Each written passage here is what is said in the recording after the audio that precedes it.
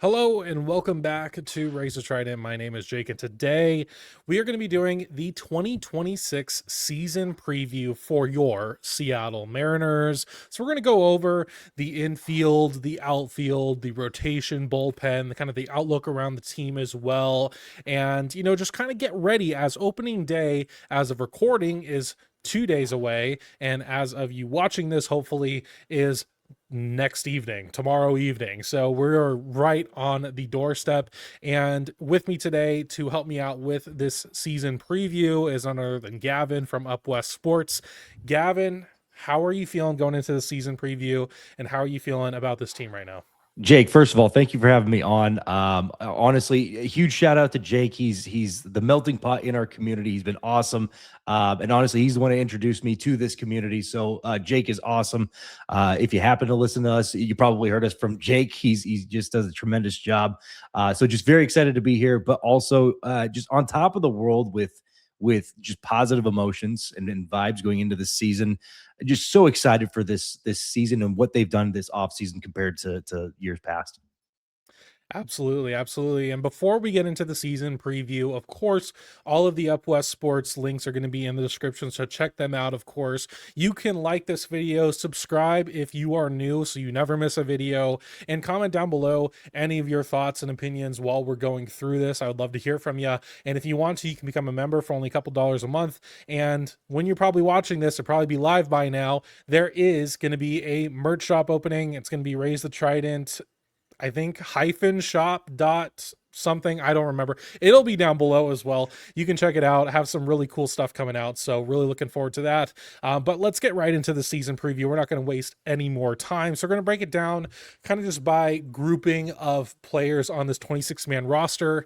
The 26-man roster that we're going to be talking about, we're going to go off of the Fangraphs roster resource, which when I looked over it, looks pretty accurate for what we're going to see for the 26-man, as it hasn't been officially announced by the time we are going through this. So with that, we are going to start with the infield, which consists right now of Brendan Donovan, Cal Raleigh, Josh Naylor. It's going to have Leo Rivas in there, Cole Young. Mitch Garver is going to be the backup catcher. It's looking like Ryan Bliss as well. So that is who your infield's looking like. So to start this out, why not start out with talking about the main man, right? As was seen earlier today, Hal Bali is in the new commercial. But no, we're going to talk about Cal Raleigh, big dumper. You all know him. So hit 60 homers last year. And now it's just going to be like, when we're doing the season preview, it's what can we kind of expect from Cal Raleigh this year? Not only stats wise, what are we hoping to see, but also just kind of from a makeup perspective, like who do we hope they are for this team for this season? So Cal is obviously, after his monster year last year, which was maybe one of the best singular seasons in like franchise history, if we put it all into perspective, right? Because you have not only the breakout in general, but then you have the home run derby win, which was such a cool moment, I would imagine personally for Cal, getting to the playoffs and Cal hitting well in the playoffs, hitting 60 homers. He's breaking Salvador Perez's record. He's breaking records set by Mickey Mantle, like awesome, just an incredible year for Cal. So that's obviously begs the question though, right? What can we expect from Cal Raleigh in 2026? And that is going to be a very hard question to answer. So we're going to try our best. So I guess, Gavin, like stats wise, what are you hoping to see from Cal this year? I'm actually glad that you started with Cal. I'm wearing a famous quoted T-shirt by the name of Cal Raleigh here. Yep. For those that don't know, it's a very famous quote. But Yep. yeah, with Cal Raleigh and stats wise, do I expect a regression from 60 home runs? Absolutely. Does anybody expect 60 home runs from any catcher any year? No, it's never been done until last year. So from a home run standpoint, I think the realistic expectation is somewhere in that 35 to 40, home run ballpark. Anything north of that is well within his realm. He has the capability, obviously, to do that.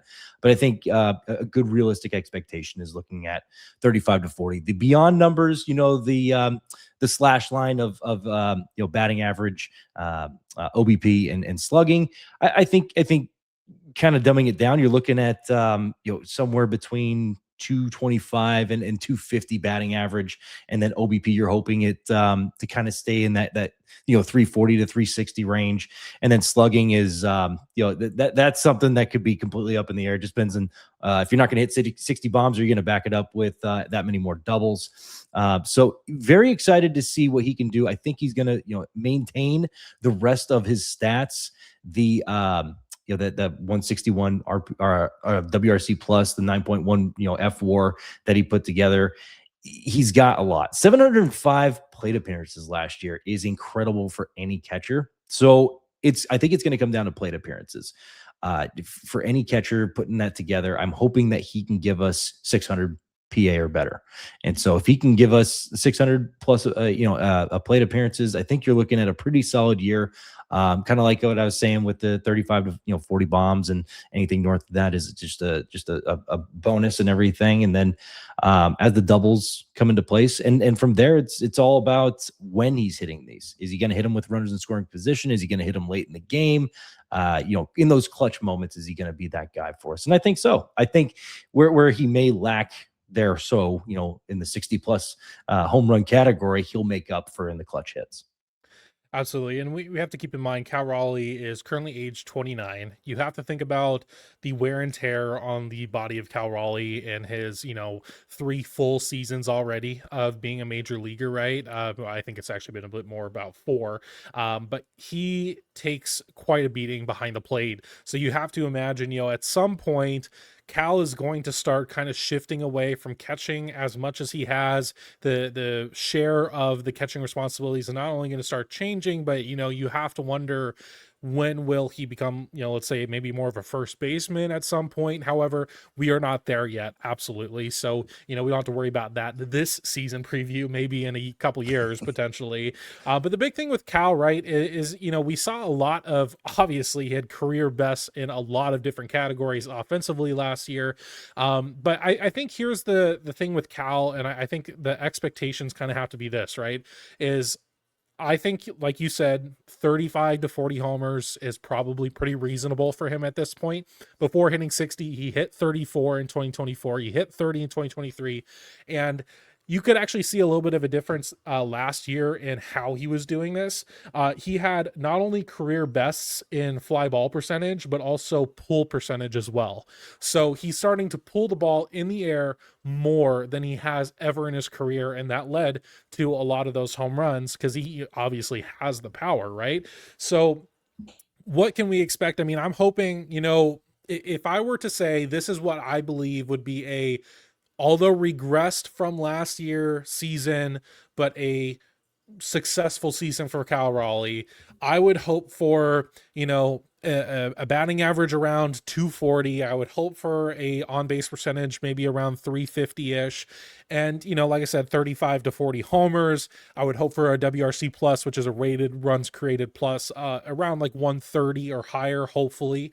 And then, if he's in the 4 to, let's say, 5.5 F WAR range, like, cool. He's still one of the best catchers in baseball if he does that, if not the best, right? So I think as long as his regression isn't like totally cratered the opposite way, as long as it's around what he was doing prior to last year, or maybe even a little bit above, I'm totally fine with that version of Cal Raleigh. That version of Cal Raleigh is a really good ball player, so I would be perfectly fine with that. And then you have to wonder, right, like if he does regress a little bit offensively, will he be better defensively this year? Because not that he was bad at all. I mean, the dude didn't let up a pass ball all season, but at the same time, like, there was a very clear defensive difference for him. He wasn't that platinum glove level catcher last year. So who knows what we're going to see, but that's what I'm hoping for Cal Raleigh, kind of a more of a modest season, and kind of stand, if he can replicate, let's say 2024, for example, maybe a little bit of improvement from that, like, that works for me. So moving on to Cal Raleigh, we're going to talk about the newest Mariner pretty much.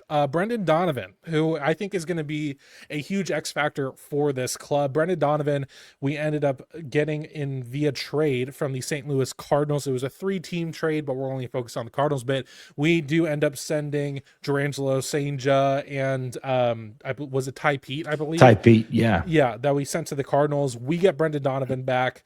And to kind of go over who Brendan Donovan is as that new face, he is going to be your leadoff hitter every single day. It's not a handedness thing either with him. And he is just a solid ball player across the board. Now, he can have some injury issues. That is one thing to kind of keep on track of. And he is also not a huge slugger either. Like, if you might get 10 to 15 home runs with him, and that's pretty standard, right? But the big thing with him is just him getting on base before guys like Cal Raleigh and guys like Julio Rodriguez. And he is perennially, I mean, a above league average bat. Last season posted a 119 WRC plus, before that 115, and then before that 118. So perennially a really good bat in that sense. And then on the F4 perspective, if you want to go off of that, 2.9 last year, 3.2 the year before. So if we can get a 2.5 to 3.5 range with Brendan Donovan, that would be a really good season, right, for him. And you don't necessarily know how he's going to do in T-Mobile Park, because it is a new ballpark for him, especially having played in the National League. It's not like he played very many games here beforehand, right? So we'll see how that goes. But regardless, I do think, Brendan Donovan was hitting the cover off the ball in spring, by the way. And whether you take spring training stats seriously or not, totally up to you. And I understand you should always bring it with a grain of salt. But we're talking 198 WRC plus in spring. Like, pretty good, right? So yeah, what do you have to say about Brendan Donovan on the Seattle Mariners? Especially looking at the stats that they weren't the greatest at, with batting average, strikeouts, a lot of the leadoff hitter stats that we weren't that great at. I want to say Jeff Passan put out a tweet on what Brendan Donovan brings to the table and the stats, obviously that he was good at, and then where we were at. I think we were between ranked 25th through 30th, in like almost dead last in all those stats he brings to the table. He answers a lot of questions that you really had with getting on base, batting average, runs scored, just doing what the typical leadoff hitter usually needs to do. And then you saw it in spring training. And honestly, seeing him integrated with the team, from what's been said behind closed doors with Ryan Divish and everybody, being able to surface conversations with them, it sounds like it's very similar to when Josh Naylor, joined the team. Very seamless, very open arms, and seems like Brendan Donovan has just latched onto this team, and the team has done the same. And that's what you need going into this year. And I think the team, especially Cal Raleigh driven, this team was looking for more momentum going into this year. They expect more from Jerry and the leadership above, and they got that. They got Brendan Donovan. They got what they asked for. So I think as a collective, as a team, Brendan Donovan is just, he fits on all cylinders. I guess he bangs on all cylinders, and he fits this team so well that the team has embraced him, and it sounds like it's just a seamless operation getting him in there. And yeah, take the 198 WRC plus with a grain of salt, but you can't not like good stats, spring training or not. So it makes you excited. And the fact that he is backed up by the lineup that he is backed up by, if he's having a bad game, you have other guys that can really just kind of pick him up. And yeah, it might take him a little bit to learn how to hit in April in Seattle. Like, I think anybody who's been to the Northwest knows that it might still be a little bit cold, and it's not quite a hitter's dream. So it might take him a little bit. Don't get down on the guy. Let the guy let the guy cook, as the kids say nowadays. So I'm excited for Brendan Donovan. This was an absolute great grab. Absolutely. And one of the things you hear about Brendan Donovan from all across the board is that he is a hard worker. He's a hard baseball player. Like, he is going to put in 110,000% into winning ball games for this ball club. So really excited to see what Brendan can do. And hey, maybe because his profile isn't so power oriented necessarily, maybe that does kind of make him a little bit immune to those April and early May issues that you tend to have, because I can tell you right now, it is cold and we're 2 days away from opening day. So to move on, we're going to talk about kind of one of the big X factors in this infield, right? Cole Young. So Cole Young, longtime top prospect with the Seattle Mariners, drafted by us. And last year he ends up making his debut, and initially it was a great start, right? Like his first debut game, he ends up hitting the walk-off, right? All that good stuff. But then it kind of everything cratered, right? So the ending stat line for him last year was 257 plate appearances, a slash line of 211, 302, 305, had 4 homers, an 80 WRC plus, and negative 0.3 F war. So with that said, though, Cole Young is coming in to a team where, one, he knows he has some runway to start the year, right? Like last year, when you bring him in the middle of the year, he knows he kind of has to perform if he wants to get any playing time, right? Like you are joining a team in the thick of a playoff hunt. They know that they need to win games. And so now you're going into a full season, right? You know you're going to have some leeway to kind of find your footing at the major league level. He hit very well in spring training, 172 WRC plus there. So really great at the plate for him.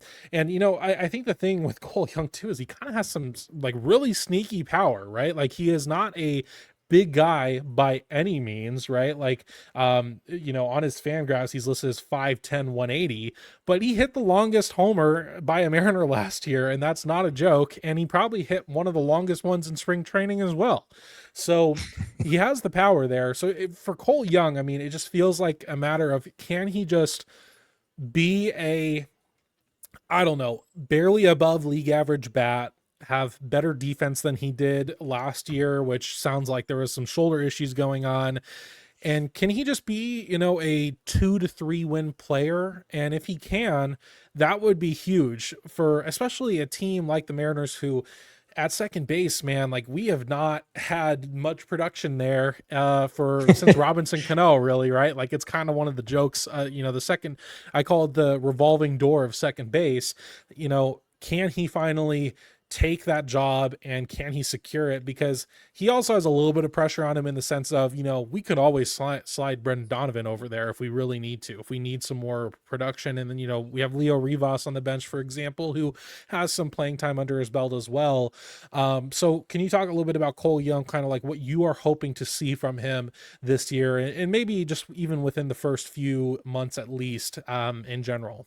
Yeah, I love following prospects, and when Jerry says they're super high on Cole Young, and they probably knew before last year ended, starting this year with or without Brendan Donovan, he's your starting second baseman. I think that has been pretty clear and pretty well known within the organization. So for them to be that high on him as well, I love what you're seeing out of him in the spring training. I think between his floor and his ceiling, if he plays to that middle part, he is Brendan Donovan. Those are the type of stats that I think the middle of that floor and ceiling can bring. Obviously, you see the sneaky pop with the home run they had last year. I think it went 470, 475, and then the home run in spring training, another 478, shot.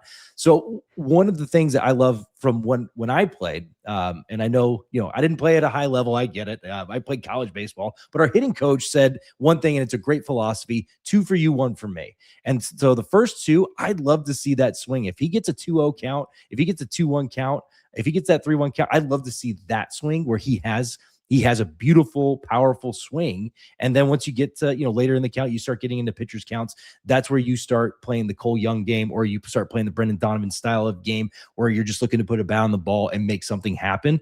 I'd love to see him make that shift in his career. It may not be in year 2, which, is obviously, this upcoming year, but the ceiling on this guy, I mean, you're talking about putting shortstop numbers over at second base with what he can produce. But I think, to your point, yeah, he could give you Brendan Donovan numbers to the middle of his game, and his floor obviously would be a little bit less, as you saw last year. Kid's still young, and there's a lot to love about Cole Young, and yeah, I think it's his job to lose at this point, and they're going to give him a little bit of leeway.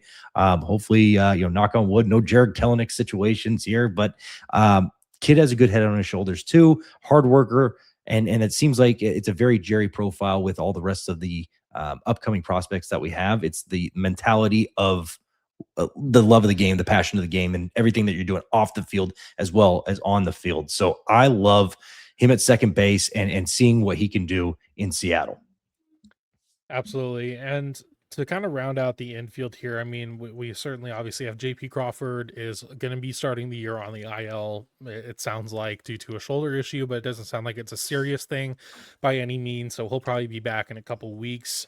But, JP Crawford, just to touch on him briefly here, like, I mean, we can just hope that, he's kind of that 2 to 3 win player that he has been his entire career. This is his contract year. It's probably his last year in Seattle. It's going to be really interesting to see what we get from him, just in general, because he is one of the captains of this team, and maybe this might be his kind of final ride in Seattle. We'll see. And then you do have Leo Rivas, for example, that is going to be on the bench and kind of a utility guy to go around the infield. And then Ryan Bliss is going to be making the roster as well. We'll get into those guys a little bit later. But one guy I wanted to touch on before we end this infield segment, because I do think even though he's not going to be making the 26 man, but it just makes sense to talk about him because he is absolutely going to play this year. We have to talk about Colt Emerson, right? So Colt Emerson is the top prospect for the Mariners. He went into spring training, having a possibility of breaking camp with the 26 man. However, some things would have had to go his way. Not only would he have had to probably just tear the cover off the ball in Peoria, but other things would have had to go his way, maybe injuries and all that. But Colt Emerson did not end up making the 26 man roster. He will be starting the year in Tacoma, which is really exciting, I will say, by the way, to see how he does in Tacoma. Last year, I mean, Colt Emerson's 20 years old.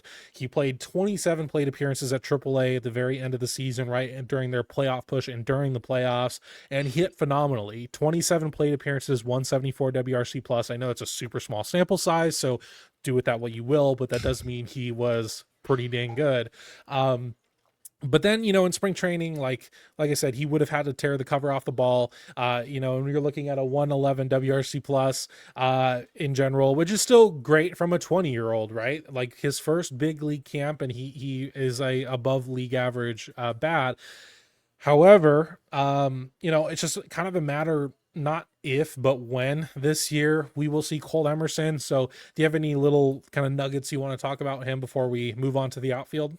Yeah, I think you just got to give other guys an opportunity first that showed out last year. Ryan Bliss, obviously with the injury, you want to see what's there. And I know we don't want to go too far into the bench here, but between Leo Rivas having that hit in the postseason, guys like that deserve a chance first, and then you can always pivot from them, down the road and give Colt Emerson his chance. He's still 20 years old.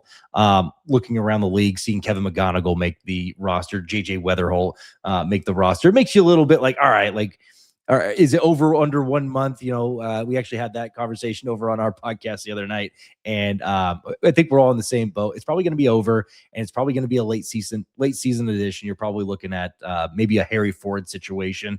I just hope that it's not Harry Ford exactly, because when he came up, he didn't get any playing time. Like, he got an at bat here, a plate appearance here, and a bat here, Yep. and you're just hoping that if you call a guy up, yes, you want him surrounded by that team. You want him integrated in that environment. And obviously you want him understanding what Major League Baseball is all about, but you also want him to play a little bit. So hopefully when the time comes and he's called up, he is playing every day or every other day. I would love to see him when it's his turn. He gets the chance to do that. Absolutely. Absolutely. So that's going to wrap up the infield here. Next, we got to move on to the outfield. So we're going to talk about the outfield, which right now is looking comprised of course, Julio Rodriguez in center field. Randy Rosarena is going to be the daily left fielder. And then right field is where things get a little tricky, right? So you have guys like Luke Raley, you have Dominic Canzone, you have Rob Refsnyder, and Victor Robles, who are all going to be vying for playing time in those spots. And so to break that down, we're going to start with, of course, the man, the face of the franchise, Julio Rodriguez. So going into this season, Julio Rodriguez, I think, is going to be a very interesting player to watch now, right? Like, he is now 25 years old. And the only thing I can think of right now is, after game 7 of the ALCS last year, Brian Wu is getting talked to by reporters, and you hear this, I mean, almost Tom and Jerry like yell from the showers, but and it ends up being Julio Rodriguez, just a scream of agony, right? And he was the last strikeout as well of that game. So that begs the question, right? What is Julio going to do this year? Julio Rodriguez obviously is a very talented player. He is a, top, I don't even know, like, what's the over under here? Top 15, if not top 10 player in the game. Probably top 10, I guess, would be a good place to put him, right? So Julio Rodriguez is going to the season with going off of the agony of this ALCS defeat and knowing that he, I wouldn't say needs to be the guy, but like there's a clear determination here that I've heard from all the people, including Julio, of the goal is the World Series, right? So what is Julio going to do? And I think a lot of people are very, I don't, is the right term bullish on him? Like, you think he's going to do well, or is it bearish? Bullish, right? Optimistic, Yeah. bullish, yes, bullish. Yeah, sure. Okay. Yeah. I see. I'm not a Wall Street guy. So yeah. So I think a lot of people are very bullish on him. A lot of the opinions I have heard have been people think he's going to be a legitimate MVP candidate this year. A lot of people are thinking he's going to be going for 40-40, right? So with that said, what do we want to see from Julio Rodriguez? And I think this is an interesting question because I think people differ a lot on there's some people who don't think Julio is that great of a player, frankly, which is kind of crazy. They're out there. Yeah, there are definitely people out there. So it's like, okay, how do we talk about him, right? And I think my biggest thing for him, and a lot of people say this, and I had to look up the numbers a little bit to kind of see what I could back up here, is consistency, right? Like that's kind of the big thing with Julio, is that it feels like at the very start of the year, you kind of see these at bats from Julio where he feels like he's pressing to be the guy, like very early on, and he tends to struggle what it feels like for the first half. And so I looked at the numbers, and it's actually interesting. It's not as bad as you would think it is at all. It's just it frankly for Julio, it's more of his second half are always so good that it makes it feel like the first halves are so bad because you get kind of used to the second half, right? Yeah. So with that said, career first half for Julio Rodriguez, over 1,600 plate appearances in the first half. He has a career 114 WRC plus in the first half. Like, he's an above league average hitter, right? And a 25. And I like for Julio, I like to look at K percentage because I feel like that's always the obvious tell when he's kind of having a hard time, right? 25.2 K percentage in the first half career wise. Okay. In the second half, a career, and by the way, this is like almost 1,000 plate appearances, a career 154 WRC plus in the second half, and a career 22.5 K percentage, right? And then I wanted to dive into this a little bit deeper. And my new theory is I just think it's simply March and April that are the problem, like in general, because career March and April, 467 plate appearances, a 90 WRC plus, 29.3 K percentage. Like 30% K percentage is insane, right? That's like not good. And then in career May, so the next month after that, 477 plate appearances, a career 123 WRC plus, and 22% strikeout rate. So it's just like it's very clear that like March and April is the problem for Julio. And so for me, that begs the question, right? Of okay, if Julio can have a good March and April, will he get that 40-40 season? And could that be what propels him into a MVP candidate run? Granted, Aaron Judge would have to, for one reason or another, not be very much in the running, probably, if we're being real here.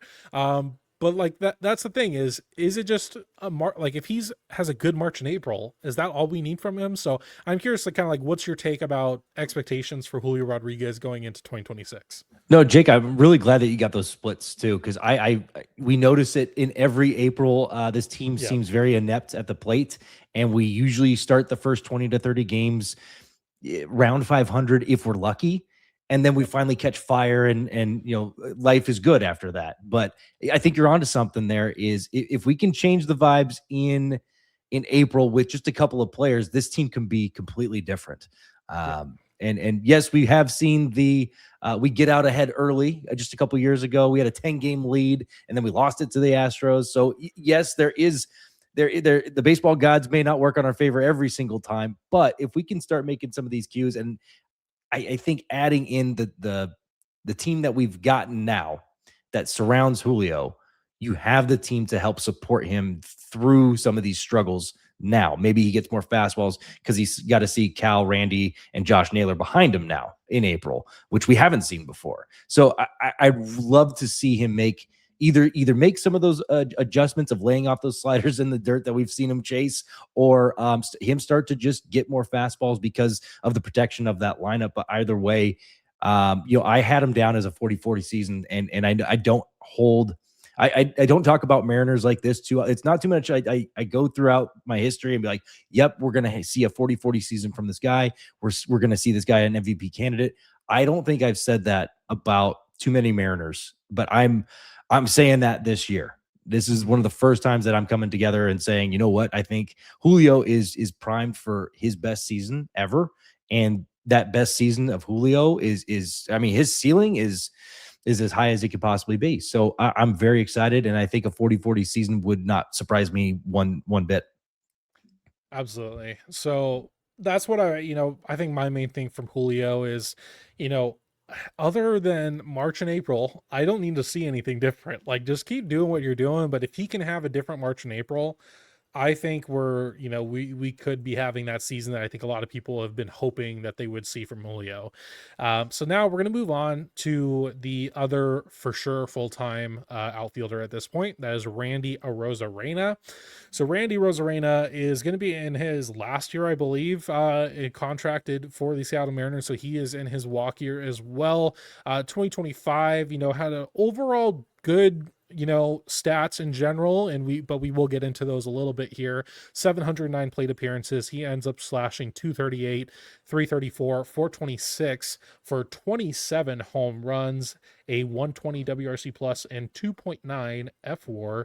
So the reason I've said, we need to look into that a little bit more is that Randy Arozarena had a very bad end of the year, specifically September and October, and in the postseason as well. A little bit in August too. So August of last year, he only posted 96 WRC plus, a 24.2 K rate, only 5 homers. In September and October, he only posted an 80 WRC plus, and then his strikeout rate ballooned to 30.8% and only 1 homer. And in the postseason, 56 plate appearances, 77 WRC plus, 1 homer, 33.9 K percentage. So over a third of his at bats, he was striking out in the postseason. So, I think Randy has kind of a reputation of being a very streaky player. He can have weeks at a time where he looks like one of the best players in baseball. We experienced that last year. I remember, didn't he have like 10 homers in like 1 month or something? He was on fire. Yeah. Yeah, he was on fire for a little bit. But then that also, he has those kind of points, obviously, where he struggles, right?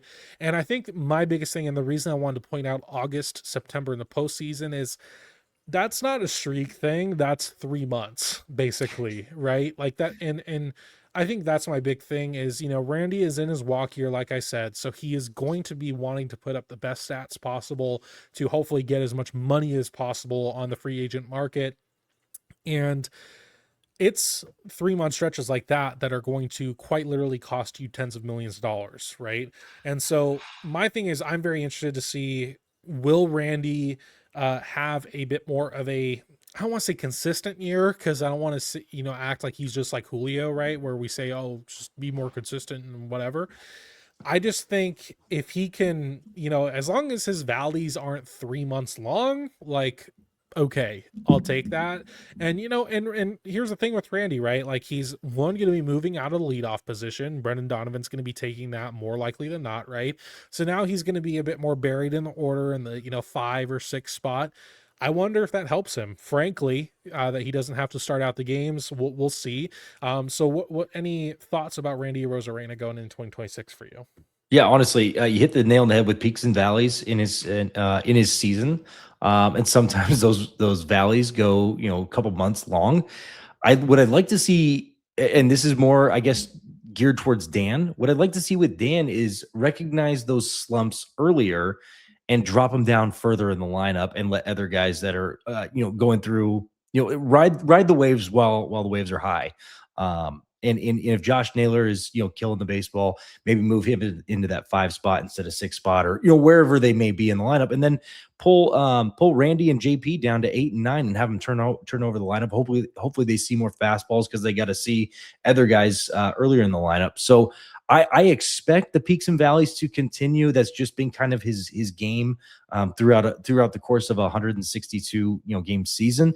So I expect that to happen. But again, I go back to what I said with Julio. This lineup is very well protected versus other years, and that you can afford to put him at the 8 spot and you have those honest conversations. Hey, this isn't a demotion. We're trying to set you up for success. Hopefully you can see more fastballs, and hopefully that makes those peaks and makes those valleys a whole lot shorter, because he's starting to see the baseball a little bit better and can kind of get back on track, and maybe you move him right back into the 6 spot. So that's one thing I'd like to see with the lineup. However, Dan's the professional. I'm not. That's just one man's opinion from somebody who played college baseball once upon a time. But I am excited to see Randy Rosarena. Obviously, the beef is squashed, and we're excited to see what he can do surrounded by the lineup that he's surrounded by. Because you saw when he was with the Tampa Bay Rays, and they had I'm not going to sit here and say they had an all-star lineup entering the season, but at the end of the season, once they made that World Series run, they were a pretty well protected lineup, and he had one of the best post seasons of anybody. I think he had 6+ home runs. He was, the WRC was probably through the roof. I would imagine if it was 200 plus going into that postseason, it was a remarkable postseason. So very, very curious to see how he bounces back and kind of how he plays a 162 game with this lineup. Yep. And the thing with Randy, man, is when he is on, he can be so exciting. And so I'm hoping that we get those Randy Rosarena moments that we were, kind of hoping we get towards the end of last season. We really going to need him, especially at that time of the year as well. So it'll be very interesting to see what we get at this point. Because, one thing with the right field position kind of being open, I guess, for the most part, is that I mean, if more of those guys, there's 4 people kind of vying for that spot, for the most part. I guess maybe not Rob Refsnyder, because I think he knows what his goal is here. So I guess 3 people. I mean, if Randy's not doing it, like, there's people right there waiting, right? And we could talk about either Luke Raley, Dominic Canzone, or Victor Robles. The guy that I want to focus on a lot right here is Luke Raley, and the reason why is because if I know the season preview isn't supposed to be about like hot takes or whatever or anything like that, but like, as kind of Locked On Mariner guys do, if I could have a flag player for this year, mine's going to be Luke Raley. And here's why. Okay. Set the flag. Absolutely. So Luke Raley had a phenomenal 2024 for us. 455 plate appearances, hit 22 homers, 129 WRC plus, 2.3 F4.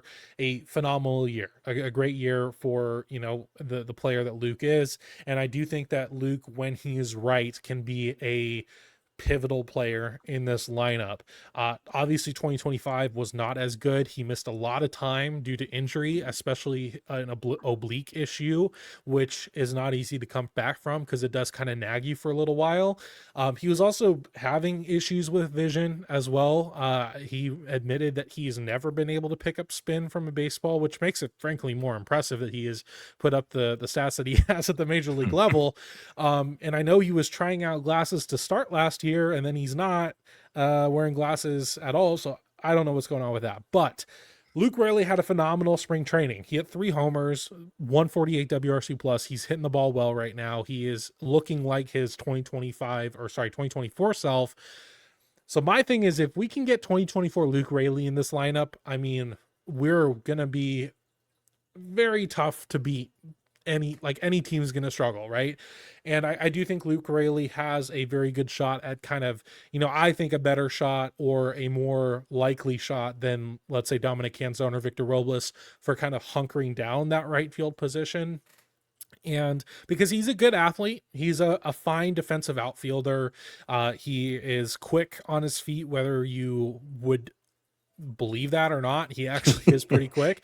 And I just think Luke is the kind of the type of player that like this club needs, in the sense of, we saw it in 2024 where he's just willing to do whatever he needs to do to help this team win. You can think back to that bunt against the White Sox that had Dave Sims going absolutely ballistic in the booth, right? Like stuff like that, where even if he's not killing you with the long ball, which he absolutely can, there's a reason that his nickname is Nuke Rayleigh, and I love it. He can do it all. He can be if he gets on base, he's a base running threat to steal bases and more, right? So anything you want to say about either Luke Rayleigh, or you can talk about either Dominic Canzone or Victor Robles, kind of whoever you would choose. Yeah, I'm in the same camp as you. I mean, between Dominic Camzone and this is such a good battle and problem to have with the emergence of Dom Canzone last year. Obviously, you saw a little bit in the World Baseball Classic, which I love that they're playing for those like kind of high level stakes, or just, the emotions are there. You're seeing October baseball in this time, so it's ramping them up probably the most appropriate way for a hitter at this point in the year. Pitchers, it's a little bit different because you only got so many bullets in the chamber, and you got to be protective on the arm. But to see both these guys where they're at in their career right now, competing for kind of the same spot as a left-handed hitter, either off the bench, right fielder, DH, whatever, they're competing for kind of that same spot. I love the competition and the battle for it, because I think that is only just going to spark even more out of the production area. And then you got Rob Refsnyder that's also factoring in. But Luke Rayleigh, back to your point, Luke Rayleigh is he is more than meets the eye on speed. And I will when we first got him, I was like, okay, kind of just a plug in left field and hopefully he hits 20 plus bombs. No. This guy can play really good defensive stuff. His routes are not always perfect. I'll be the first to admit that, but his closing speed is so much better than I gave it credit for to begin with. So I'm very excited to see the emergence of hopefully Luke Rayleigh. Hopefully this is Luke Rayleigh's emergence year with we can get a replication of Dom Canzone last year. And then I'll throw one more name in the hat that is probably not being talked about by a whole lot of people, but I think at some point this year, this kid could actually help this team out in some capacity, whether it's off the bench or in the outfield, and that's Brennan Davis. What we just saw with him in this spring training, and again, take spring training with a grain of salt, but that level of power is very, very difficult to find in Seattle. So when you find it, you want to try and capitalize on it however you can. I think at some point, Brennan Davis is going to be a name that you're going to be talking about. And I just wanted to at least throw his name in the ring, as well as there's kind of a little bit of a carousel in right field. You just don't know what kind of production you're going to get with Victor Robles and beyond.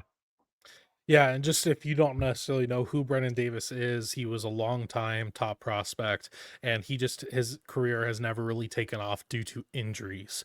And he was in spring for the Mariners, and he was hitting the cover off the ball. He was phenomenal at the plate, but unfortunately, his spring ends up due to injury. It ends, and that means he gets to start the year in Tacoma. But he's gonna be really exciting in Tacoma. The PCL, which is the league that Tacoma plays in, is very hitter friendly for the most part, and especially up in Tacoma. So it'll be very interesting to see what he does. And yeah, he absolutely could be a factor here.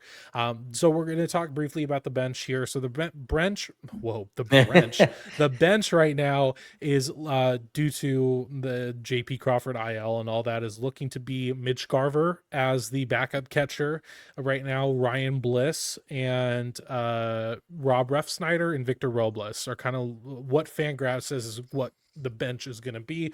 So obviously, Mitch Garver is coming back. He did end up signing what was a minor league deal with the club, but he does break camp as the backup catcher. So we're going to be paying him a couple $1 million for that. Not a whole lot to say. It's a backup catcher at the end of the day, right? Like Mitch Garver knows the staff. He's a decent defensive catcher. I mean, he's not great. He's not like, whatever. He can hold his own is what I mean, right? Before people come at me in the comments on that. And he has the power where he could hit one out if need be. Ryan Bliss is an interesting one because he got the nod on opening day last year, and then injuries ended his whole season pretty early on. It was really rough for him, and so it is nice to see him kind of get a bit of a shot because I do like Ryan Bliss. He's been a long time top prospect as well, and he has some really great power. He has some great hit ability there, so we'll see what we get from him.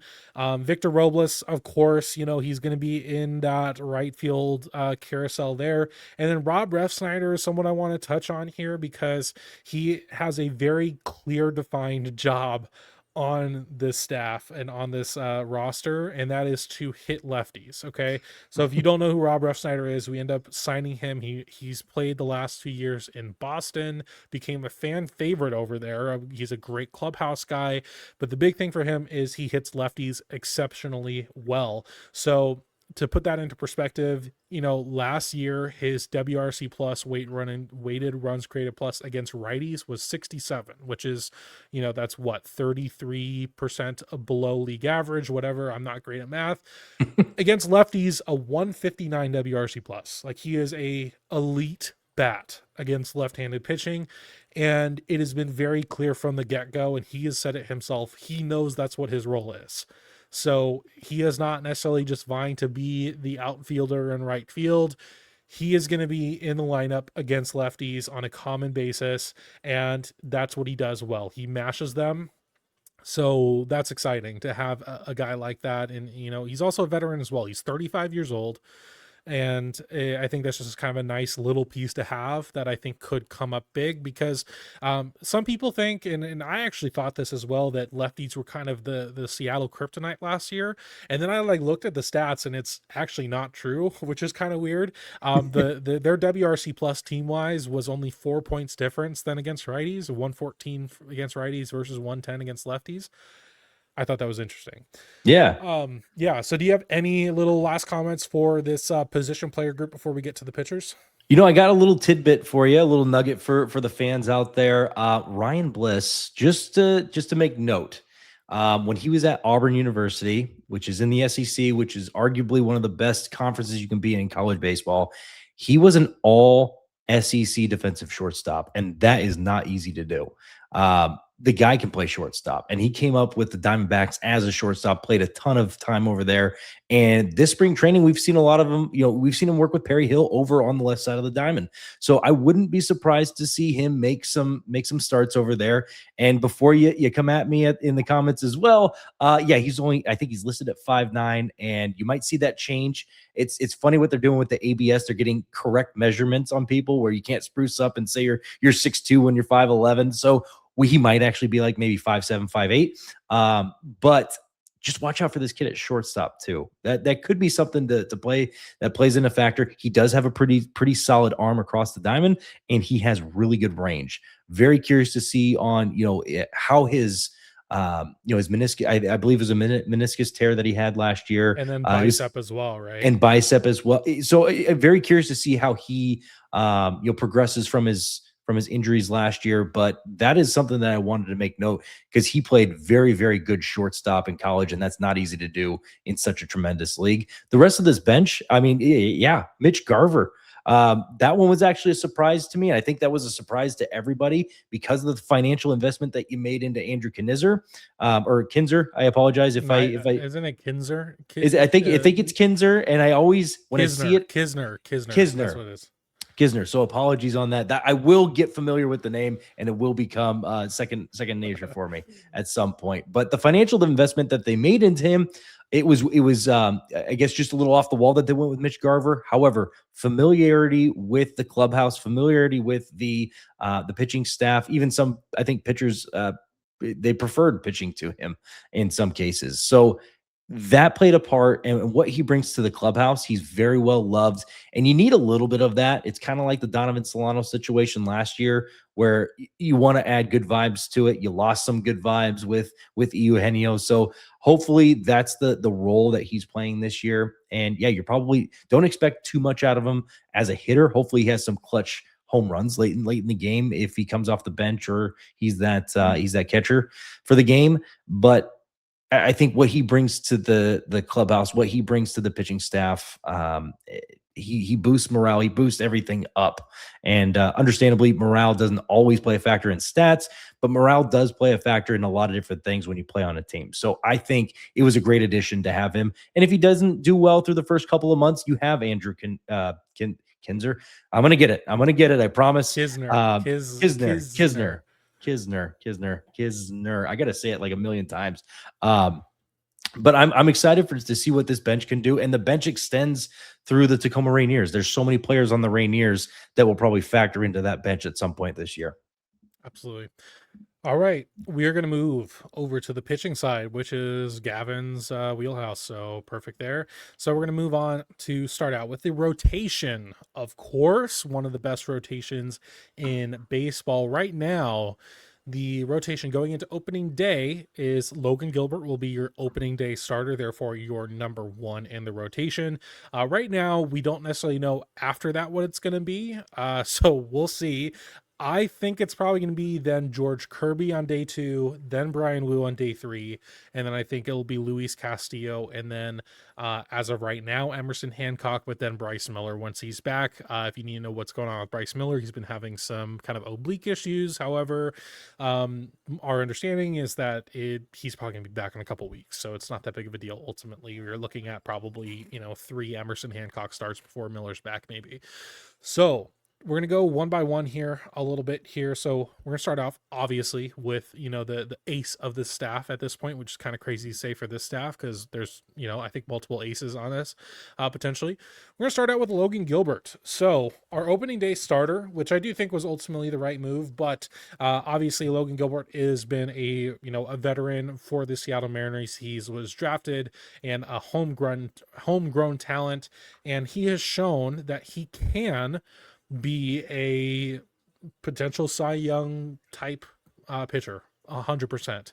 So last year, though, he had a bit of a down year, and a lot of that had to do with injuries. He missed a lot of time, specifically with a right elbow flexor strain, which sounds very scary, and it was very much so at the time of when it was broken down, because obviously he is a righty, and the first thing you think of when you think of right elbow flexor strain is this dude about to have Tommy John and be gone for a year and a half? He did not. He only missed about a month or so, but at the end of the day, like, that amount of time off, especially right in the middle of the season, can be tough for a pitcher, and it was a bit for Logan Gilbert. He does end the year with 131 innings pitched, a 3.44 ERA, a FIP very close to that of 3.35, 32.3 strikeout percentage, a 5.8 walk percentage, and 2.6 FWAR. So, and those stats actually kind of bring up a take that I've been having about Logan Gilbert, and I wonder if you agree that although we saw last year as kind of a bit of a down year for Logan Gilbert, and it felt like he was struggling a lot. His struggling wasn't necessarily giving up a bunch of runs or anything. His struggling was inefficiency. He was going 5 innings per start, 4 to 5 innings, and then therefore your bullpen would just be gassed, right? Because then they'd have 4 innings that they had to cover instead of 3 or 2, right? And a lot of that, I think, just had to do with that kind of time off that he had in the middle of his season, where he had to take that time off. He had to do some rehab starts, all that. He was just kind of, I think, really struggling to put hitters away in a efficient manner. We were seeing those 8 to 9 pitch at ABs, but he was still striking them out at the end of the day, right? A 32.3 K percentage is pretty good for a starter. So I'm curious, like, any little, any takes you have about Logan Gilbert going into this season? Yeah, I think we're primed to see him go right back to who he was. Yep. He has so many outlandish stuff about his game that if he's fully healthy and he gives you 30 plus starts in the year, he's going to be in the running for a Cy Young. He has that level of stuff. And it looks like every year he's tinkering with new things or looking to add on to new things, which as a pitcher, you have to continuously look at what other pitches can you either add, what can you enhance. We've seen people add cutters when they have fastball sliders. We've had seen people add, two seamers when they just have a normal four seam fastball. So he's the type of guy that continues to tinker. Honestly, the all starters on the Mariners continuously tinker with new things, and that's a great habit to have. Just learn what's new, learn more comfortable pitchers that you can work with, and learn how to just go against the grain. Being different and being weird, it will help you be a better pitcher, because hitters are used to seeing the same thing over, and they try to build consistency based off of what they're seeing in film and stats, all that good stuff. So when you're different, that's something new for the hitter that they have to adjust to, and it might take some time depending on how good that pitch is. So I love the fact that Logan Gilbert is getting back to his roots, and that he's healthy going into this year. I think he's primed for a really good year. And yeah, like you said, the inefficiency of sometimes only giving you 4 to 6 innings versus hopefully this year we're seeing 5 to 8 innings or 5 to 7 innings, and him stretching or thinning the bullpen out so they don't have to use 4 or 5 guys to get through one outing. Because if you do that and then you have somebody else that has a bad week, well, now you got a lot of bullpen usage, and you got to call guys up, and you see Jerry do that. So very, very excited to see what Logan Gilbert is up to this year. I think he's very well on ramped and primed for a very, very good year. Absolutely. I'm really looking forward to it. Per Fangraphs, looks like he may be toying with a splinker, which is a cross between a splitter and a sinker, which is most famously used right now by Paul Skeens. So that's something to look out for. He looks like he's been adding his cutter back into the mix a little bit as well. However, it wasn't a great pitch in 2024. But regardless, he, like we said, he is that guy who he's going to tinker with things. He's going to add stuff back. And granted, him trying those things out in spring training doesn't mean it's going to be a part of his arsenal in the whole season. But still, I think the sky's the limit for Logan Gilbert. I do think he has the highest overall ceiling on this staff, which is saying a lot. I do think he has that potential that's a bit higher than some others. But we are going to move on now to the breakout guy of last year, even though he may not be the number 2 starter, which is Brian Wu. So Brian Wu had a phenomenal season last year. He ended up being an all-star. He really kind of became I don't want to say household name, but one of the talks of MLB last year. And there's a big reason why. Last year ends up throwing I believe, most innings on the staff. Maybe Luis Castillo had him beat a little bit. I don't remember. I think you're right. I think you're right. I think it was the most. It was the most by 6.2 innings, it looks like. So There. Brian Wu, 186.2 innings pitched, a 2.94 ERA, a 3.47 FIP, 27.1 K percentage, or strikeout percentage, 4.9 walk percentage, and 3.6 FWAR, which did lead the staff.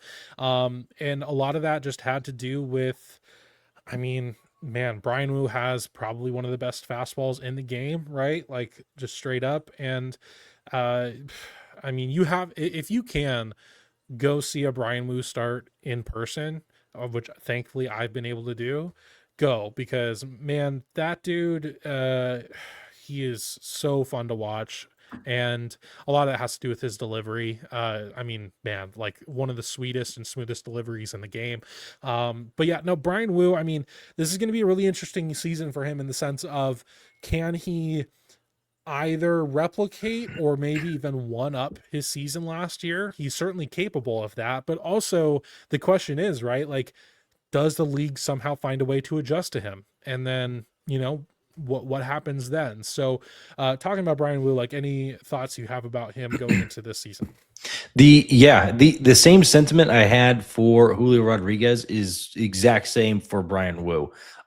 If you took out veterancy and leadership on this team, which you shouldn't, and you just strictly went on best pitcher on the team to be your ace, to be your number 1, it would be Brian Wu. That's my opinion. Other people might differ on that, but just seeing what he does, and seeing the way he throws a baseball, it just is four-seam fastball is tough to hit because of his VAA and the way he gets down the mound. And for those who don't know what VAA is, it is a vertical approach angle. So he gets really low and he makes it look like the fastball is technically rising to some, because they've hitters, they see the fastball coming at this angle, down, down, down.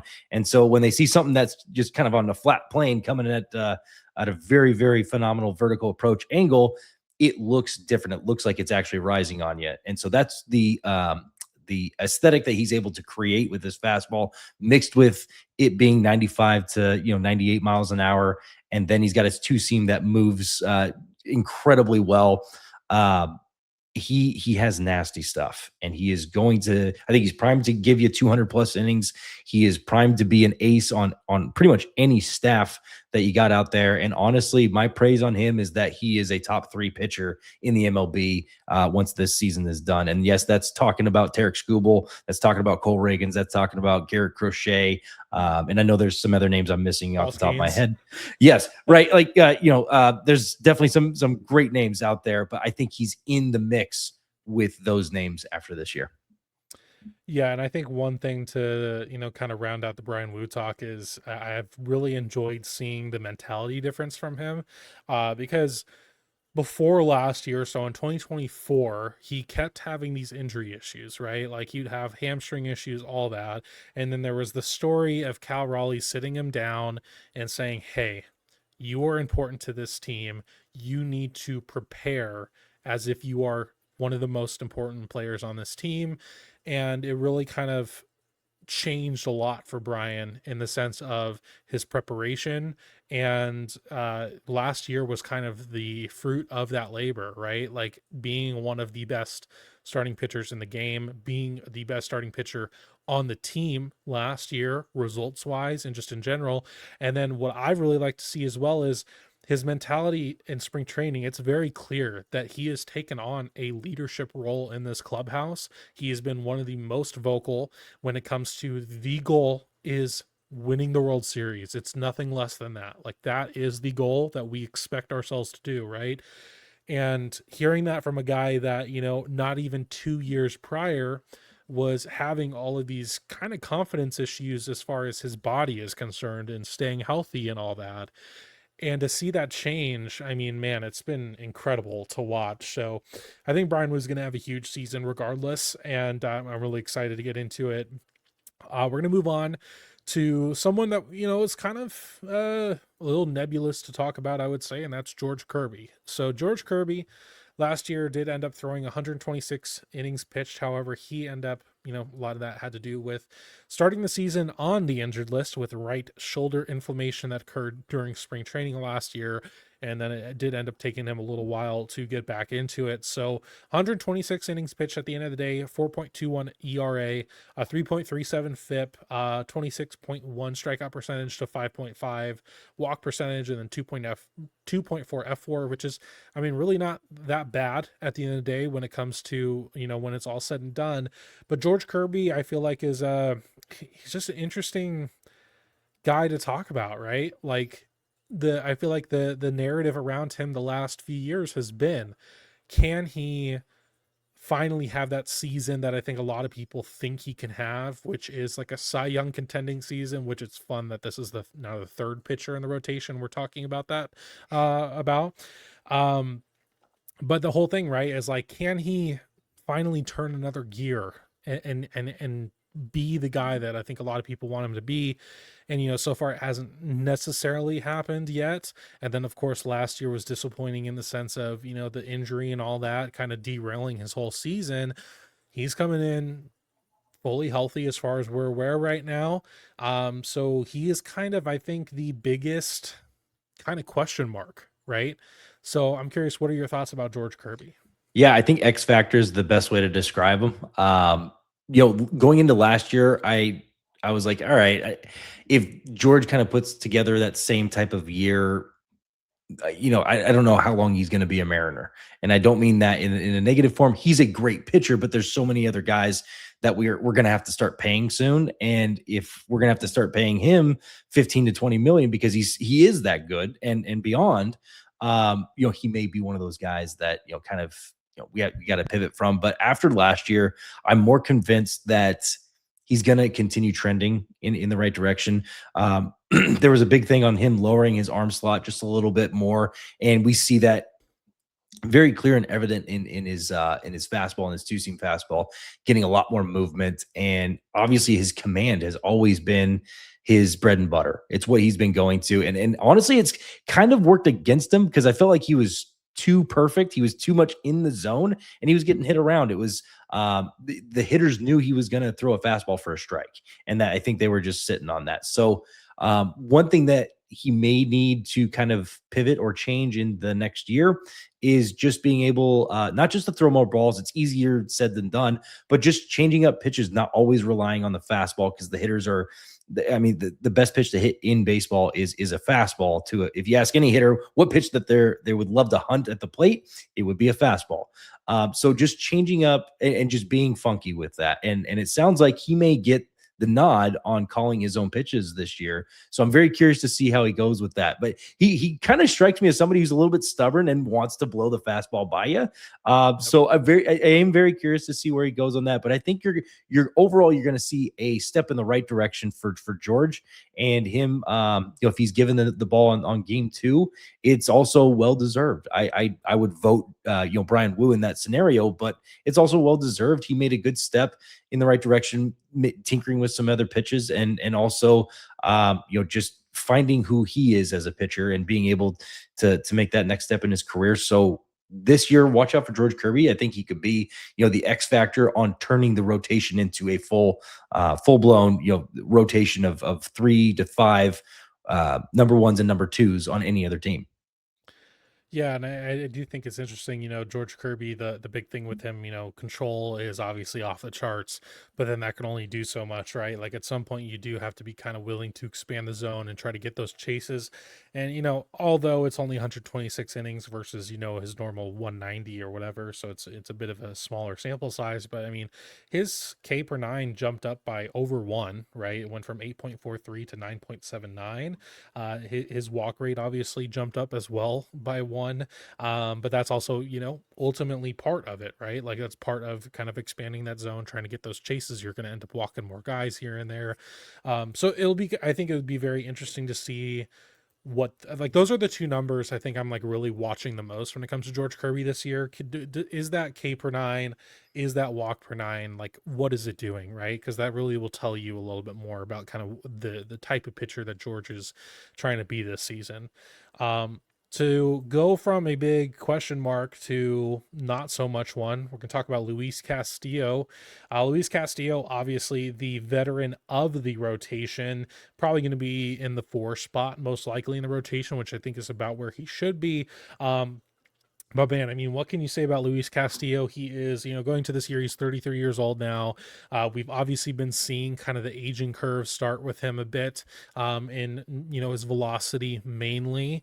However, he's just kind of like the bulldog, right? Like he is just the guy who is going to give you innings. He's going to eat innings. He's going to, try to keep you in the game more often than not. And all that. He may not be as much of a dominating force and the ace like he was literally a few years ago, but he's still going to post well. So last year, 180.2 innings pitched, so second on the club, 3.54 ERA, 3.88 FIP, which is still a good season, 21.7 K percentage, a 6.2 walk percentage, and then 2.6 FWAR. So I think the biggest thing for him really is just like, can he find, I guess, a new way to, he maybe doesn't need to up the strikeouts, maybe just like kind of lower the walks a little bit. And I think a little bit of his game too is trying to limit the homers, right?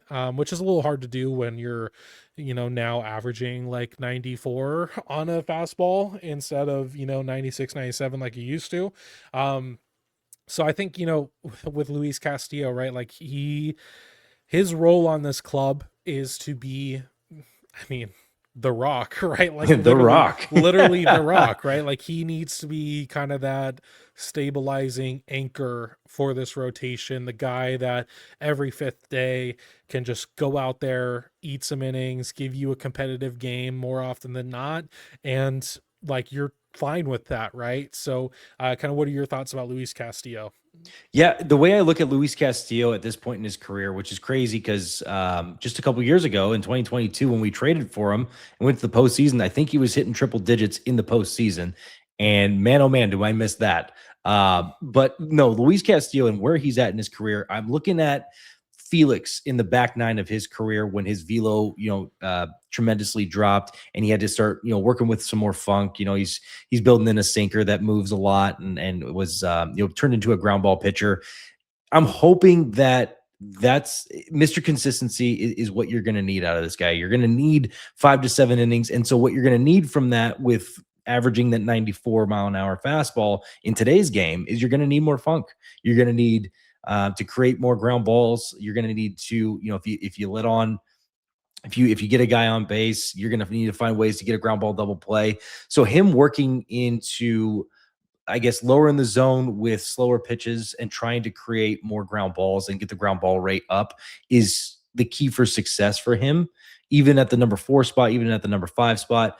And he has a chance to put up 180 plus innings because he was Mr. Consistent for us just a year ago. He was able to put that, a good solid amount of innings up in a very star-studded rotation.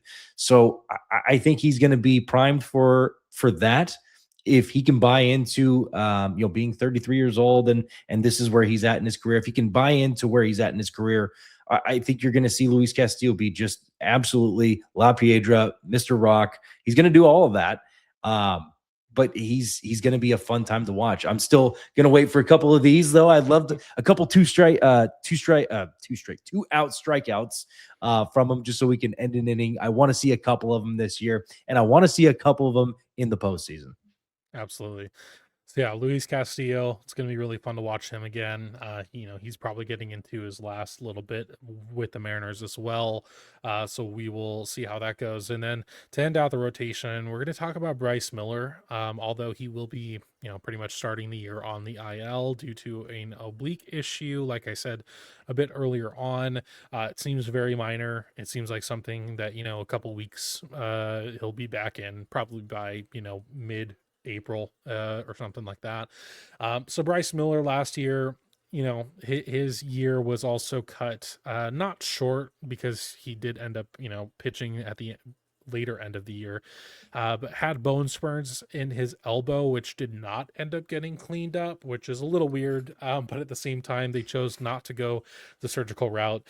So just going off his regular season numbers, ended the year 90.1 innings pitched, a ERA of 5.68, a FIP of 5.17, 18.9% strikeout rate, 8.7 walk rate, and just straight up 0 F4, just straight up flatline, right? And I think you can attribute, obviously, all of that, frankly, to the elbow issues he was having. We were seeing him leave games in the second inning because he was starting to have trouble with it, right? Like, he just never was able to get going and get into a rhythm.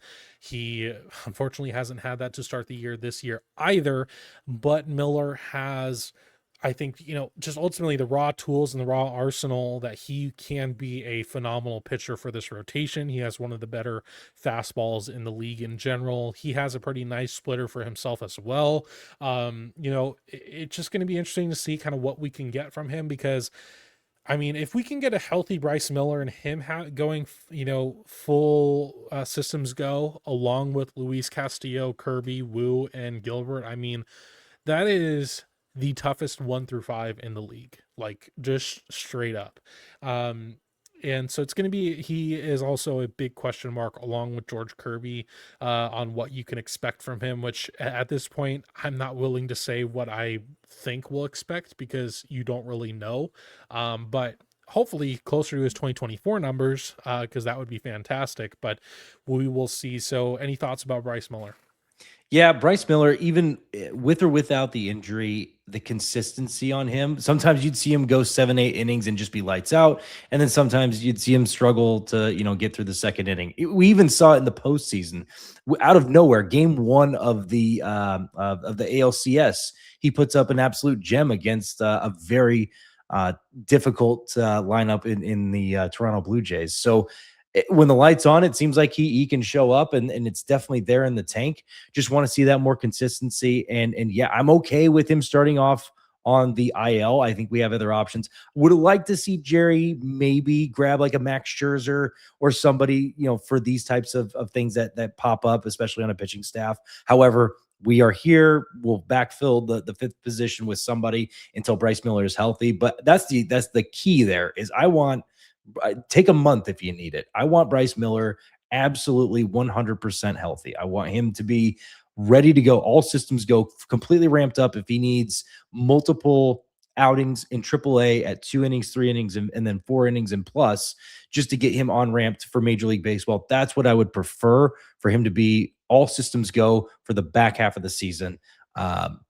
Or just whenever he can pop in. But that's the key for me is I don't want him to, get up for 2 or 3 outings, only give us 4 or 5 innings here and there, and then go right back to the IL. That's one thing I want to avoid with him. I want him to just worry about pitching and worry about all the pitches that he has gathered or garnished over the past couple of years and hone those in, because when he is on, he is on. And if he can give you a little bit of consistency with that, you're looking at you're looking at a number 2 on almost any other team. Absolutely. So that's going to do it for this talk about the rotation. So now it is time to not finish this out, because we'll talk a little bit about the landscape around the Mariners after this, but to finish out the roster and the 26-man, we're, of course, got to talk about the bullpen, right? So as of right now, per Fangraphs, is that 8 spots? I don't know. Lots of spots right now. It's looking like at the very back end, you have Cooper Criswell, Casey Legumina, and Carlos Vargas. In the middle spots, you have Gabe Spire, Edward Bizardo, and Jose A. Ferrer, who we got from the Washington Nationals in exchange for Harry Ford. And at the top end, you have Matt Brash and Andres Munoz. So we're not going to go through every single person, right? Because this is 8 guys, right? And we're already, an hour and 15 minutes in. So we're not going to talk your ear off about all the bullpen pieces, especially with how volatile bullpens are. Half of these dudes could just not even be in the bullpen by the end of the year, or even by the end of May. You never know. So we're going to talk about kind of the main guys that we need to watch out for. So obviously Andres Munoz, to kind of, what can you say about Andres, right? Like, he is your closer for the Seattle Mariners lineup. It's obvious. He is the main guy in this bullpen. He's coming off a fantastic year last year, ends up 62.1 innings pitched, ends up getting 38 saves, a 1.73 ERA, and then a phenomenal K per 9 of 11.98. So dude is just striking people out left and right. And one of the biggest changes with Andres Munoz last year was that they gave him a more specific role in the bullpen. In years prior, even though he was the closer, they would put him into the 8th inning if they needed to. They would give, he'd be doing 4 or 5 out saves, right? Last year, they told him, like, you are there for the 9th inning, and that's pretty much it, right? And he did say himself that helped him a lot to kind of just know what his role is and where they're going to use him. So Andres Munoz, any little tidbits you have for him going into the season? Yeah, as a former pitcher and obviously relief pitcher at that in college, it's nice to know where you're going to go. Even as a relief pitcher, there's chaos. You're getting up, you're getting hot, you're getting down, you're getting, hey, actually, we're not going to use you today. So any form of consistency or any form of, okay, I have the 9th is awesome. It's nice to know at least a little bit of comfort. And I understand that maybe some closers are psychos and they love the thrill of not knowing when they're going to throw. That wasn't me. But Andres Munoz sounds like there's comfort in knowing that he's got the 9th and knowing that, hey, I'm the best pitcher on this team, or best relief pitcher on this team. I've earned this role, and using that, he is without a doubt one of the best closers in the game. What else? Yeah. What else can you say about this guy other than we just hope he goes and repeats for the rest of his career? Because if he goes out and he's just the same guy he is over and over again, there's not much more to speculate about the guy. He is lights out. He has an absolute heater of a fastball that is, it rivals Mason Miller and some of the best of them in the game. And so you're looking at one of the best closers in the game right now. And I think Mason Miller, and maybe you could probably make the argument for a couple of others, but I think Mason Miller and Andres Munoz are probably two of the best that you can name off for that closer role right now. Absolutely. And moving down a little bit, I do want to talk about Matt Brash because I think he's in a very interesting spot right now.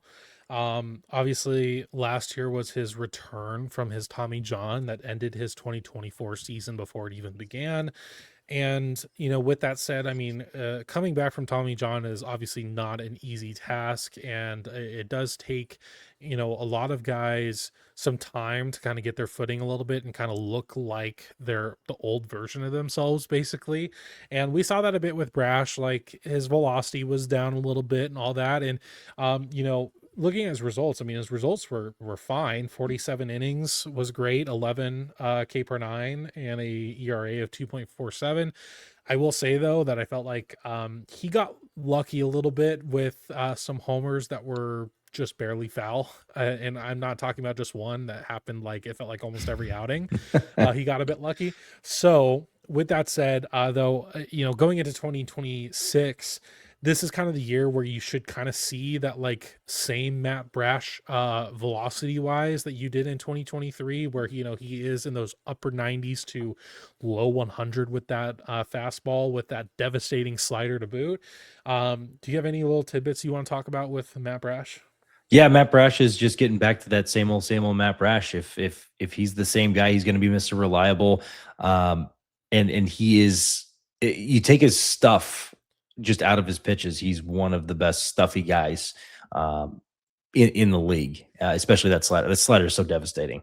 If he can be Mr. Reliable and yeah, hopefully keep the balls at bay and keep them out of the air, then he's going to be very successful as a premier setup guy. You're looking at, if you're fans of around the league or just fans of baseball in general, and you're familiar with the name Cade Smith is exactly where I see Matt Brash kind of slotting into, back to this year. Yeah, so we're going to talk about the one main new name, which is Jose A. Ferrer. We end up getting him from the Washington Nationals, as I said earlier, in a trade for catching prospect Harry Ford, which, when you trade a guy like Harry Ford, you have to trust, hopefully, that this Mariners front office must really like Ferrer. He is, one of the other lefties in this bullpen, which, I do think it's nice for Gabe Spire not to be the only lefty available. But the big thing with Ferrer is like, he's not a whole lot of a strikeout guy, right? Like his K per nine is only about 8.37 last year, which was his career high in the first 3 years of his career. But the big thing is he's a big ground ball guy, to the tune of 62.6% of his batted balls are ground balls. So which is nice in the sense of, avoiding the home run and all that. But that does pose an interesting question with this Mariners defense, especially infield defense with guys like JP Crawford, Cole Young, Josh Naylor, Brendan Donovan. I mean, we know Brendan Donovan's a great defensive player. We know Josh Naylor is pretty solid at first base. JP Crawford and Cole Young are so-so, is I guess the best way to put it, right? So kind of any thoughts for you about, kind of how Jose A. Ferrer slots into this bullpen and, his profile and all that? Yeah, honestly, one of the reasons why this was one of my favorite off seasons as a Mariners fan in the history of being a Mariners fan is because you re-signed Josh Naylor when that wasn't guaranteed. You got Brendan Donovan and you got Jose Ferrer. This was the capitalization that you need. Jerry just doesn't stockpile a whole lot of left-handed pitchers. It's just, the arms are primarily right-handed, and he finds a lot of diamonds in the rough, but we just don't see a whole lot of lefties. And so to get one as good as we got with Ferrer, who actually spent time as a closer with the Nationals, has some high leverage innings under his belt, has that capability to say, hey, we actually don't need you in that role. What we need you is to be the, another left-handed pitcher that can spell Gabe Spire, or, just be another premier setup guy, because he can do both. He has a lot of experience under his wing. You're set up for success when you have two guys like that with Spire and with Ferrer. So my expectations for Ferrer are to be the ceiling to be a premier setup guy and to be the left-handed Matt Brash, just not going to be a huge strikeout guy like you had mentioned. He's going to be the ground ball guy. He's going to be the induced bat to ball type of guy and get outs on the ground. But he has a chance to put really good numbers on the board and to help this team get to the promised land that we've never been. You kind of hope that he's going to be the actually effective Caleb Ferguson way, Yes, because the this profile is is very similar the much in more that sense. advanced Caleb Ferguson, 100%. Yeah, which is what I was hoping when we got Caleb. Same thing with Ferrer, right? Is like you have the two lefties. You have Gabe Spire, who is much more of a strikeout guy, a power guy, whereas Ferrer is much more of a weak contact type oriented lefty, which I think is good to have. Dan having those options, right? That like what kind of profile do you think is going to work better here? So to end this out, I do want to talk about the bullpen in the sense of um, there is a bit of a I feel like the way the bullpens talked about in last year was that they were overworked a lot, which I mean is not necessarily wrong, but I think it's misunderstood how. In the sense of last year, when you look at team wide standings, they were 20th in the league in innings, which is kind of surprising. It felt like they were top five. So which is interesting, but I think that's when you look at the player specific innings is where you see that. So Andres Munoz threw the most innings in a season since 2022 at 62.1, which I don't think this is including the postseason, by the way. Gabe Spire, most innings of his career in general at 62 innings. Bizardo, I mean, was the most of his career, but he threw the sixth most innings in the entire league for relievers at 78.2. So it's like you do wonder, is that going to play a role this season, right? Like, is that overworking? And we've kind of already seen it a little bit with Gabe Spire. It's been a little freaky, and both in the WBC and in spring. I don't have his WBC numbers up right now, but in the spring, I mean, he was, let's see, yeah, 10.13 ERA in 2.2 innings. I mean, which is not a big sample size, so like whatever. But at the same time, you kind of were seeing those signs of like 2024 Gabe Spire, where you're like, he's just not striking out dudes, he's giving up homers, all that stuff. Not, I'm still have confidence in him that he's going to figure it out, but that's where you start to wonder, right? Like, are those innings three guys at the most they've ever pitched in a season in the same season? Is that going to be a problem for this bullpen? Do you have any kind of thoughts about that? Yeah, and this is typical Jerry loves to stockpile the arms, and Mhm. we saw a really good arm this spring that I'm also excited about behind the guys that we already have coming in. So that we have 8 guys in the bullpen. I think by the end of the year, you're going to see between 15 and 20 different arms pitch out of the bullpen. The one arm that I tell everybody this is who I'm very excited about is Yasser Zulueta. We got to see him, pitch in the spring training. And granted, their spring training stats, but the stuff, the movement, the location, he was able to fill up the zone. He showed a lot of really good stuff. He's going to start off in AAA.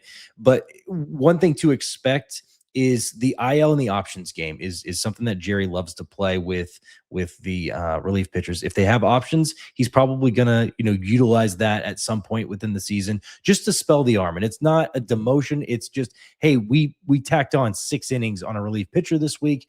We need that guy to just come down, or we need somebody to come down so we can call somebody else up. You're going to have those weeks. That's just how baseball works. And so to have those options and to give guys the IL stints that they need, and to have guys come up from Tacoma, this is a very good bullpen that you could see some guys either boost up from where they were at last year, or remain the same in plateau. And even at the plateau with like guys like Edward Bizarro, if we get the same stats that we got from him last year, we're in a very good spot. So this bullpen and the way that Jerry has constructed it, I'm very excited to see what we have coming up for the entirety of this year. Absolutely. So we're going to end on or go to the last portion of this talk. And this could be a bit more of a free talk for us, talking about the landscape of the Major League Baseball around at the Mariners right now. So, going into this season, I think, and I've said it already, that I do think this was, the best opening day roster that they've came into opening day with in a long time. And I think, when you look at teams around them, both in the AL West, like let's say the Houston Astros and the Texas Rangers, and then you look at the other AL teams like the Toronto Blue Jays and the New York Yankees. I mean, I think the Blue Jays maybe had a better off season than you can make that argument for sure. But at the same time, like it feels like, and I keep saying this, the Mariners are very clearly on paper a top three, at the worst, top three team in the American League. And you look at projections like Fangraphs projections, for example, which is obviously not the end all be all, like things happen and all that. But right now, I mean, the Mariners are projected to have 88 wins, which would put them in first place, obviously, for the AL West. And they would win the AL West by 8 games in this projection, which is a pretty good buffer, I would say. And they have a 80.4% chance to make the playoffs and a 8.9% chance per Fangraphs projections to win the World Series, which, spoiler alert, is the best in the entire American League. And also by a wide margin, by like over almost 3%. All right. And then they are actually second in the entire league by Fangraphs, behind the Dodgers, which the Dodgers have a win World Series projection at 26.5%, which is insane. But they're kind of good. We'll give them that. Yeah. So, but we're not talking about the Dodgers. They're in the National League. We'll deal with it when the time comes. But I think those projections, although, you can kind of decide for yourself whether to take them or leave them or not, and obviously things will fluctuate. And, any team can be marred with injuries and have it ruin what should have been a great season. But I think, going just based off the present day, going into opening day, the roster, the landscape around it, all of that. I mean, it is hard to not be on the World Series or bust train, just like the players are. Like, it is hard for me to talk to someone and be like, you know what? I think like my thing is, this team feels like it actually is built to get to the World Series, like just straight up. And that's saying that from day one, like, or I guess technically day zero. It hasn't been opening day yet. So, like, am I crazy, or are you kind of feeling the same level of optimism? I'm in the same boat as you, and I hate being optimistic because the baseball gods always, they tear me down and they find new ways. Yeah, there's something bad always has to happen, right? I can't have any nice things, but you know what? The Seahawks just won, so as a Seahawks fan and a Seattle fan, you know what? Let's switch gears here to baseball season, and the best thing about this is you have year 2 with all of these guys. Like, you're bringing back everybody except 2 guys in Brendan Donovan, 2 main contributors, I should say, with Brendan Donovan and Jose Ferrer. The rest of these guys have all been playing together for a year, and they're all dealing with the same defeat that they had last year. So you have a chip on the shoulder from losing in the ALCS Game 7, and you got focus. Those are 2 deadly things to have with a team as talented as this team. And so, yeah, I think as nicely and just more directly as I can say this, the other teams better watch out, because this Mariners team is going to be very good. Very, very good. Yeah. And I think, as any Seattle sports fan probably feels, you almost don't want to get excited, because it's kind of like the mechanism of self-preservation of like, if I don't get too excited, then I won't get hurt as badly, right? It's hard because it's like, if there ever was a time to kind of get that excited from day one, like, this might be the team. It feels like when pretty much everyone is almost picking you to make it to the World Series, and you were only 8 outs away, like, it very easily could have been different. Like, I mean, I don't know. It wears heavy on your heart. It wears heavy on your heart, no doubt about it. Like, how could you not be feeling like that is almost maybe the destiny here, you know. Maybe I'm It wrong, is. and like I said, you know, I'm knocking on wood. I don't want to, you know, if something bad happens, like sure you can yell at me if you want, but like I mean, just in It's there's almost realistic. It's it's realistic to have realistic. those Yeah. expectations with There's this not many team. arguments against it other than the hypothetical what if people get injured, all that stuff, right? Yeah, So like 100%. totally healthy. What is your argument against it? You know, what's your argument for the Yankees? What's your argument for the Blue Jays instead? What's your argument for the I mean the Houston Astros if you're still making that you know, guess right at this point. Which, you know, I don't want to feel like too much of a push over the Astros, but at the same time, like, I mean, on paper, I think it's pretty clear who the better team is right now. And, you know, I mean, I just think last season for all of the special things that happened, it can't be in vain. And although it feels like that because you didn't end up getting to that promised land last year, I think you can make up for it this year. And you know, not to be like too, you know, whatever, but like this year has already been so good for Seattle sports in the sense of the Seahawks won the Super Bowl, right? It seems like by the end of the year, like it's going to be official the Supersonics are coming back, right? I mean, come on, like the stars Stars are can't like aligning. the stars are aligning, the stars can align even more. And how insane of a year would it be for the Seahawks to win the Super Bowl and then the Mariners to go on a run, make it to the World Series, potentially win it, and then the Supersonics are coming back. You know, I'm not going to say anything about the Kraken, they're, but you know, they're in hey, there. They're in yeah, there. at least you're but But your big three sports, like huge Thursday things could night, happen. Thursday night. Here's some motivation if you didn't already have it already. They're going to be dropping the banner for the AL West champions for the first time in 20 some odd years. And if that doesn't put a fire under you, I don't know what will. But having that banner drop with all the emotions attached to it, this has to be the year. You know what? There's one more thing I want to look at really quick to end this all out. Um, there's a lot of really cool things happening at T-Mobile Park this year. If you have the chance to go out to a game and check it out, I would really suggest that you do so. Obviously, opening day, opening week is so cool. I mean, it's the coolest thing ever. I went last year for the first time. It's fantastic. But then there's also the 50 season celebration, which is something to be on the lookout for. Let me find the exact date on that. I think it's in August, is it not? Yeah, so August 8th against the Tampa Bay Rays, the 50 season celebration night. So they're going to be having the you know, the top 50 as voted on players in Mariners history all in at T-Mobile Park for that. That's going to be a really cool ceremony. You can catch that live on Race to Trident. I'll be doing a watch party for that. And then the other thing I want to shout out, which, you know, is no small task because we're talking about the big unit here. Randy Johnson's getting his jersey retired this year, which I think a Heck lot of people yeah. forget. That's happening on May 2nd against the Kansas City Royals. Randy Johnson getting his number 51 retired alongside with Ichiro's from last year. So a couple really fun things happening this year at T-Mobile Park that you could be there for.